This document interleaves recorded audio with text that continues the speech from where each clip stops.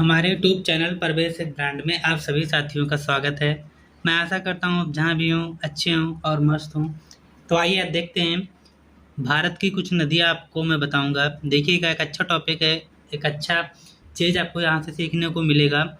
तो आइए देखते हैं। उसके पहले आपके लिए मैं एक मोटिवेशनल चीज़ आपके लिए बोलना चाहूँगा कि अपने संघर्ष को अपना जुनून बना लो। अपने संघर्ष को अपना जुनून बना लो जब तक वो तुम्हारी कहानी न लिख दे। तो वही है, अपने संघर्ष को अपना जुनून बना लो जब तक वो तुम्हारी कहानी न लिख दे। जब तक तुम्हारी कहानी नहीं लिखी जाती है दोस्तों, जब तक अपना जुनून बनाए रखो संघर्ष को। तो आइए देखते हैं भारत की नदियाँ। तो पहली जो सबसे ज़्यादा पूछी जाने वाली नदी है वो है सिंधु नदी। तो सबसे पहले उसी को देखते हैं, सिंधु नदी को, और देखते हैं कि कैसे क्वेश्चन यहाँ से पूछे जाते हैं। तो देखिए, भारत की नदियों में सिंधु नदी। तो देखिए, पहले पहले क्या है कि सिंधु नदी भारत में दमचोक से लद्दाख में प्रवेश करती है। मतलब एक स्थान है दामचोक, जहाँ से सिंधु नदी लद्दाख में प्रवेश करती है।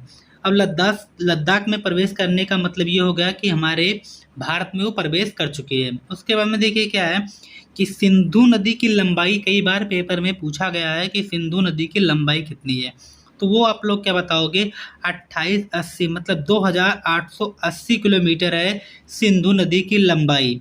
तो ये चीज़ें आपको पता हो गई। उसके बाद में क्या पूछता है कि भारत में लंबाई, मतलब जो सिंधु नदी की लंबाई है वो भारत में कितनी है, तो वो कितनी है, 1100। ये दोनों क्वेश्चन पूछता है कि सिंधु नदी की लंबाई करके पूछेगा, एक पूछेगा कि सिंधु नदी की भारत में लंबाई। तो ये दोनों क्वेश्चन पूछता है पेपर में, और ये दोनों आपको यहाँ क्लियर हो जाते हैं। एक है 2880 और एक है 1100। ये दोनों आपके क्लियर हो गए। अगला देखते हैं कि सिंधु नदी चीन से निकलती है, मतलब चीन के तिब्बत पठार से निकलती है। ये पठार क्या है, ये विश्व का सबसे बड़ा पठार है। ये जो तिब्बत है ये क्या है, ये विश्व का सबसे बड़ा पठार है। अब देखते हैं आगे दोस्तों क्या चीज़ें यहाँ आपके सामने रख रहा हूँ। देखिए, 3 देश से बहती है। आप लोगों को यही अंदाजा लग गया होगा कि ये नदी कितनी बड़ी इसीलिए है 2880 किलोमीटर, क्योंकि ये 3 देशों से बहती है, ना कि 3 जगहों से बहती है दोस्तों। भारत में ऐसी जगह नहीं कि 3 जगहों से, ये मतलब देश में 3 देश में बहती है। वहाँ देख, इन तीनों देशों का नाम आप लोग देख लीजिए, चीन, भारत और पाक। ये 3 देश हैं जहाँ से सिंधु नदी बहती है। उसके बाद में देखते हैं सिंधु नदी जाकर अरब सागर में गिरती है। मतलब चीन से निकलती है और जाकर कहाँ गिरती है, अरब सागर में गिर जाती है। अब इनके बीच में देखिए कहाँ कहाँ से ये गुजरती है। इनके बीच से ये कहाँ गुजरती है, ये 5 नदियों से गुजरती है। कितनी नदियों से गुजरती है दोस्तों, 5 नदियों से गुजरती है। उन 5 नदियों को मैं आपको दिखा देता हूँ। यहाँ आपको दिख रहा होगा ना 5 नदियाँ, सिपकला, बाड़ालाचा, रोहतांग, यंग और चांगला। ये 5 नदियाँ हैं जहाँ से ये सिंधु नदी निकलती है। तो इन 5 नदियों को पहले देखते हैं कि ये कहाँ कहाँ से निकलती है। तो पहला क्या है, सिपकला। अब सिपकला से निकलती है, सतलुज नदी भारत में प्रवेश करती है। उसके बाद में देखिए बाड़ालाचा, जो चेनाब से निकलती है। उसके बाद में देखिए रोहतांग, इस दर्रे के समीप से रावी निकलती है। उसके बाद में देखिए यंगटीसी, ब्रह्मपुत्र नदी भारत में प्रवेश करती है। चांगला, सिंधु नदी भारत में प्रवेश करती है।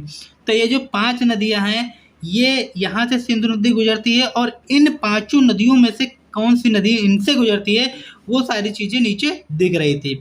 अब आपको दिख रही होगी। अब आपसे एक चीज़ सबसे ज़रूरी चीज़ें हो जाती है कि ये जो 5 नदियाँ निकलती हैं उनका एक नाम दिया गया है पंच नदी। क्या दिया गया है, पंच नदी। ये 5 नदियों का एक नाम हो गया, वो है पंच नदी। तो पंच नदी से आइए देखते हैं कैसे कैसे सिंधु नदी की विस्तार को।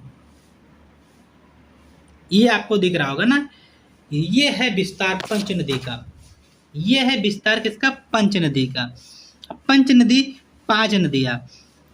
तो सिंधु की प्रमुख सहायक नदी कौन सी है, तो उसमें सबसे बड़ी कौन सी है, देखिए चेनाब। कौन सी है, चेनाब। ये क्वेश्चन बहुत बार पेपर में पूछा गया क्वेश्चन है कि सिंधु नदी की सहायक नदियों में सबसे बड़ी, तो वो कौन सी है, चेनाब नदी। और इन 5 नदियों को क्या कहा जाता है? ये कहा जाता है पंच नदी। तो ये आपके क्वेश्चन हो गए कि इन 5 नदियों को नाम क्या है? तो ये पंच नदी है। सिंधु की प्रमुख सहायक नदियां हैं ये, जिसमें सबसे बड़ी सहायक नदी है चेनाब। उसके बाद में देखिए, अब आपको एक चीज़ यहाँ मैप के जरिए दिख रहा होगा कि ये चेनाब ही ऐसी नदी है जो जाकर सिंधु में मिलती है। बाकी जितनी भी ये चारों नदियाँ हैं वो किससे आकर मिलती हैं?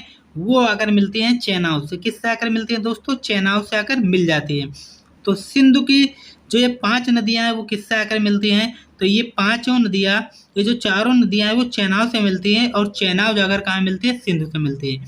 तो झेलम आकर गिरी चेनाब पर, रावी आकर गिरी चेनाब पर, और सतलज आकर गिरी चेनाब पर। लेकिन यहाँ आपको दिख रहा होगा ना ये ब्यास कहाँ गिर रहा है? ये ब्यास का जो पानी है वो कहाँ गिर रहा है? वो सतलज में गिर रहा है, सतलज में गिर रहा है। तो एक ऐसी नदी जो ब्यास से वो डायरेक्ट चेनाब में नहीं जाकर वो आकर कहाँ मिलती है? सतलुज में मिलती है। तो ये भी क्वेश्चन देख आप लोगों को ऐलान हो गया कि ऐसा नहीं है कि ब्यास भी जाकर चेनाब में डायरेक्ट मिल जाती है। पहले ही आकर कहाँ मिलती है? ये आकर मिलती है सतलुज पर, फिर ये सतलुज जाकर कहाँ मिलती है? चेनाब पर, और फिर चेनाब के साथ में मिलकर ये कहाँ जाती है? सिंधु नदी में प्रवेश करती है।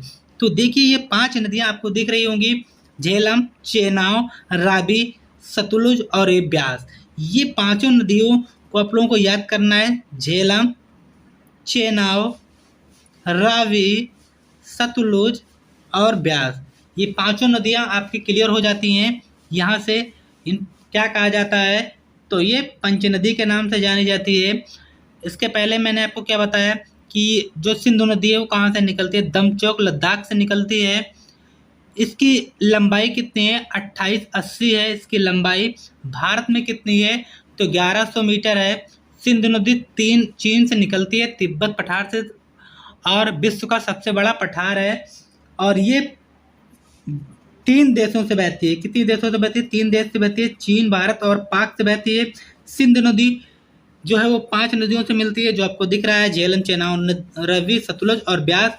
ये चारों नदियाँ किससे मिलती हैं? चेनाब से मिलती हैं, जिसमें एक नदी ऐसी है जो ब्यास है वो सतलुज से मिलती है, फिर जाकर ये चेनाब में मिलती है, और चेनाब के साथ में बहते हुए सिंधु से मिल जाती हैं। तो ये रही आपकी नदी दोस्तों, जो है सिंधु नदी के मैंने आपको पढ़ा दिया है। क्लास कैसी लग रही है दोस्तों? प्लीज़ कमेंट बॉक्स में जरूर बताया कीजिए। तो ये सिंधु नदी आज आपकी हो गई। आगे फिर आपको झेलम मिलेगा, रावी, ब्यास, सारी नदियों के बारे में मैं आपको पढ़ाऊँगा। जितनी भी नदी आपको यहाँ दिख रही है 5, इसके बारे में बताऊँगा, कहाँ से निकलती है, क्या क्या इसका नाम है। तो तब तक के लिए आप लोग लाइक कीजिए, वीडियो को शेयर कीजिए, कमेंट में बॉक्स में बताइए क्लास कैसी लग रही है। फिर हम आपको मिलेंगे अगली क्लास में। तब तक के लिए जय हिंद दोस्तों।